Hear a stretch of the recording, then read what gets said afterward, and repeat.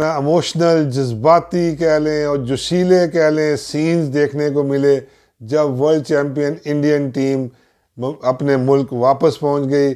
3-4 दिन बारबाडोस में फंसी रही, उनको फ़्लाइट नहीं मिल रही थी और समुद्री तूफ़ान था, और फिर 3-4 दिन के बाद बिल आखिर वो न्यू दिल्ली पहुंचे। न्यू दिल्ली पे फिर वो प्राइम मिनिस्टर नरेंद्र मोदी साहब से मिले और फिर वो मुंबई आ गए।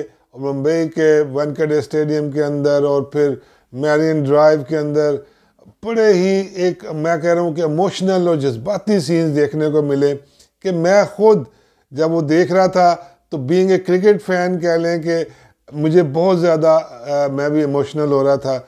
और सिर्फ इसलिए कि देखें, जब किसी भी खिलाड़ी को, किसी भी टीम को, किसी भी प्लेयर को अवाम एप्रिसिएशन देती है। देखें, लाखों करोड़ों रुपए आपको मिल जाते हैं। जय शाह साहब ने ऐलान भी काफ़ी ज़्यादा बड़े बड़े किए, लेकिन एक्चुअल जब आपकी अपनी अवाम आपके लिए नारे मार रही होती है, आपको फिर वो जोश और जज्बे के साथ आपको वेलकम कर ली होती है, आपकी एक झलक देखने के लिए लोग जो है वो बेताब होते हैं, तो ये एक्चुअल असल एप्रिसिएशन किसी भी एथलीट के लिए, किसी भी प्लेयर के लिए, किसी भी खिलाड़ी के लिए, कि जब पूरी कौम उसको उसकी फतह के ऊपर, और जो फतह उन्होंने अपने मुल्क को दी, 11 साल के बाद कोई आईसीसी का बड़ा इवेंट जीता और अवाम के नाम कर दी, वो मेरे उससे बड़ी अवाम के लिए खुशी की बात नहीं होती कि उनके हीरोज़ जो हैं वो उनके सामने आए, जिनको वो देखना चाहते हैं, जिनको वो लाइव अप्रिशिएट करना चाहते हैं और जिनको वो नारेबाजी करना चाह रहे थे। तो सबसे पहले देखें, सुबह ये मेरा ख्याल 6-6:30 बजे ये पहुंच गए थे न्यू दिल्ली में, और फिर नरेंद्र मोदी साहब के साथ इनका इंटरेक्शन हुआ और मोदी साहब ने पहले भी इनको टेलीफोनिकली भी बड़ा अप्रिशिएट किया और वो हमेशा अपनी टीम को बड़ा अप्रिशिएट करते हैं। देखें, अगर आपके मुल्क का सरबराह आपको अप्रिशिएट करेगा, आपको बुलाएगा, आपकी जो खिदमात को सराहेगा, तो ये आपको बड़ा ही अच्छा लगता है, प्लेयर्स को, ऑफिशल्स को। और देखें आपने, जैसे मैं तस्वीरों में फुटेज में देख रहा था कि राहुल द्रविड़ एक साइड पे हैं और नरेंद्र मोदी साहब को ट्रॉफी दे रहे हैं, और दूसरी साइड पे रोहित शर्मा है और पूरी टीम पीछे खड़ी है कि ये हमारी तरफ से पूरी कौम के जो है ना वो तोहफा हम लेके आए। तो ये एक बड़ा ही जज्बाती था, बड़ा अच्छा लगा मुझे इस चीज़ को देख के कि देखिए, जब आप अपनी जीत को अच्छे तरीके के साथ, बड़े ही ऑर्गेनाइज तरीके के साथ आप उसको सेलिब्रेट करते हैं, तो उसका एक अपना ही मज़ा है। और उसके बाद फिर जब अगर आपने देखा होगा कि जब वो वानखेड़े स्टेडियम जो है ना मुंबई पहुंचे हैं, तो एयरपोर्ट से लेके स्टेडियम तक अवाम का एक समुंदर था। जिधर आप नज़र दौड़ाते थे, मैरिन ड्राइव से होती हुई टीम वानखेड़े स्टेडियम गई है, और जहाँ जहाँ पे थे, मेरा ख्याल है कि पूरा मुंबई जो है ना वो उस वक्त सड़कों के ऊपर था। वो अपने हीरोज़ को अप्रिशिएट करना चाह रहे थे, अपने हीरोज़ को देखना चाह रहे थे। एक ओपन बस के अंदर पूरी टीम जो है वो जा रही थी और लोग नारे मार रहे थे और ये उनको वेव कर रहे थे। और बड़ा अच्छा लगा जब मैंने देखा कि वो जो पीछे खड़ा था रोहित शर्मा, विराट कोहली ने खींच के उसको आगे किया, दोनों ने आगे होके फिर कप दोनों को दिखाया। तो ये हिस्टोरिक मोमेंट है। इसके बाद विराट कोहली क्रिकेट में कहाँ पे होगा, रोहित शर्मा कहाँ पे होगा, T20 क्रिकेट, ये मोमेंट्स वापस आएंगे नहीं आएंगे। लेकिन सबसे अच्छी बात मुझे लगी कि रोहित शर्मा ने, विराट कोहली ने और पूरी टीम ने इस मोमेंट को अपने सही जो डिज़र्व करते थे उसने सेलिब्रेट किया। वानखेड़े स्टेडियम के अंदर आके फिर ज़ाहिर है कुछ छोटी छोटी स्पीचेस हुई। स्पीचेस के अंदर भी काफ़ी सारे लोग जो है ना वो बोले। विराट कोहली ने जो है वो अपना सारा क्रेडिट जो है वो मतलब उसने कहा कि एक स्टेज पे ऐसा लग रहा था कि हमारे हाथ से शायद ये मैच निकल गया, लेकिन उसने कहा कि सारे कौम उठे, सारे लोग उठे, जितने स्टेडियम मौजूद है, 3 लाख बंदा मेरा ख्याल है वहाँ पे मौजूद था। तो वो सारों ने खड़े होके जसप्रीत बुमराह के लिए क्लैपिंग की है कि बुमराह इस सदी का सबसे बड़ा प्लेयर है, ये विराट कोहली का कहना था। और उसने इतना ज़्यादा अप्रिशिएट किया। और लोगों ने उसका साथ दिया। उसके बाद फिर ज़ाहिर है जिसमें बुमराह की भी तकरीर थी, उसने भी कहा मुझे बड़ा अच्छा लगा कि मेरा बेटा ग्राउंड पे मौजूद था और मैंने अपने ये जो विक्ट्री है और आने वाले वक्त में वो भी प्राउड फील करेगा। तो ये इस तरह के छोटे छोटे जो इमोशनल चीज़ें थी, बड़ा ही जो है ना मज़ा आया सुन के।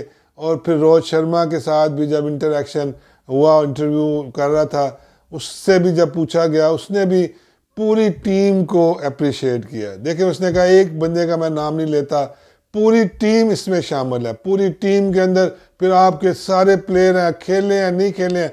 देखिए याद रखिएगा, एक तो 11 प्लेयर अंदर खेल रहे होते हैं, लेकिन जो 4-5 प्लेयर रिजर्व में बाहर बैठे होते हैं, उनका भी उतनी कंट्रीब्यूशन होती है। वो उन प्लेयरों को फैसिलिटेट कर रहे होते हैं, उन प्लेयरों के साथ इंटरेक्शन कर रहे होते हैं, कोई भी चीज़ अप्रिशिएट कर रहे होते हैं, तो उनका भी उतना ही कंट्रीब्यूशन होता है।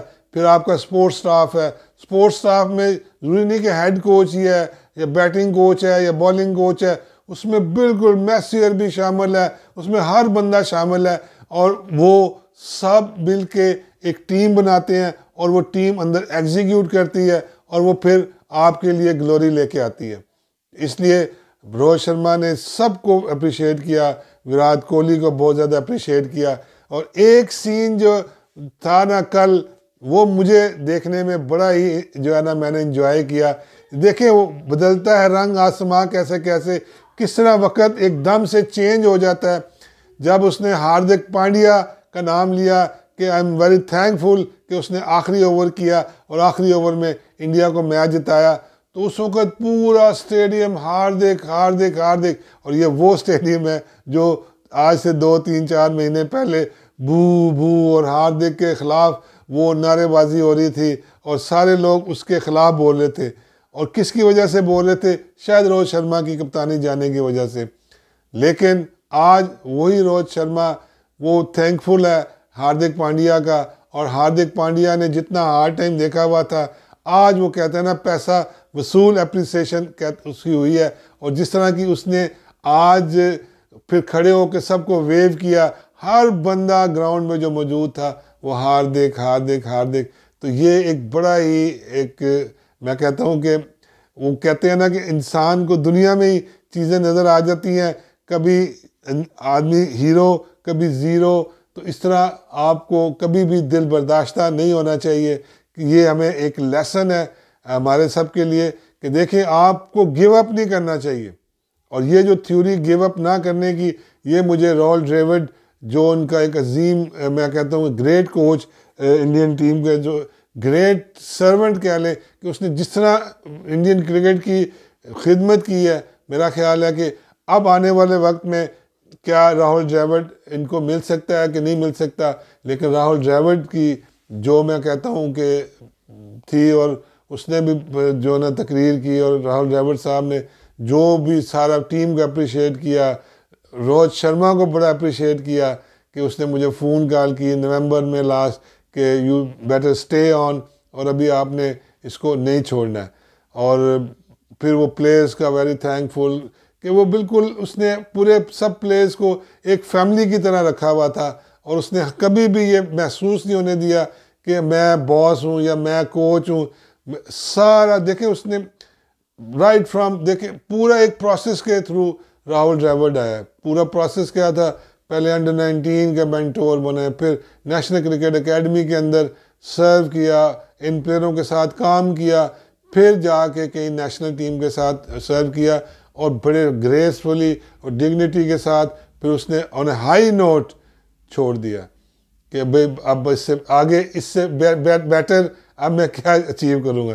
देखिए ये बड़ी थैंकलेस जॉब होती है कोचिंग या कैप्टनसी। आपको कभी गालियाँ पड़ती हैं, कभी आपको अप्रिसिएशन मिलती है, सारे का सारा करना लड़कों ने होता है, लेकिन सारा कसूर जो है कसूरवार वो कोच या कप्तान को ठहराया जाता है। तो कल के जो है ना जो बड़े ही एक मुझे अच्छी जज्बाती सीन थी। मैंने कहा आज मैं आपसे उसके ऊपर बात करूं। टेक्निकल चीज़ें वो चीज़ें सारी होती रहेंगी, लेकिन असल चीज़ जो है कि वो जब आपको एज ए कौम एज ए नेशन अपनी विक्ट्री को सेलिब्रेट करते हैं तो उसका एक अपना ही एक मज़ा है। और कल वो देखने को मिला, बड़े बड़े अच्छे सीन देखने को मिले। बड़े लोग, कितनी देर राहुल जो है ना रोहित शर्मा को वो बोलने नहीं दिया। इतना मुंबई इंडियन का शहजादा, और पता मुंबई इंडियन कह रहा हूँ, मुंबई शहर का रहने वाला, और अपने शहर के अंदर ही इतनी ज़्यादा अप्रिसिएशन मिले, तो इससे बड़ी अचीवमेंट कभी किसी भी प्लेयर के लिए, स्पोर्ट्समैन के लिए, एथलीट के लिए वो नहीं होती है।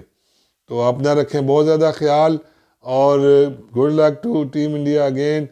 और जो है ना मेरे channel my master cricket coach को लाइक कर दें, सब्सक्राइब कर दें। बहुत शुक्रिया।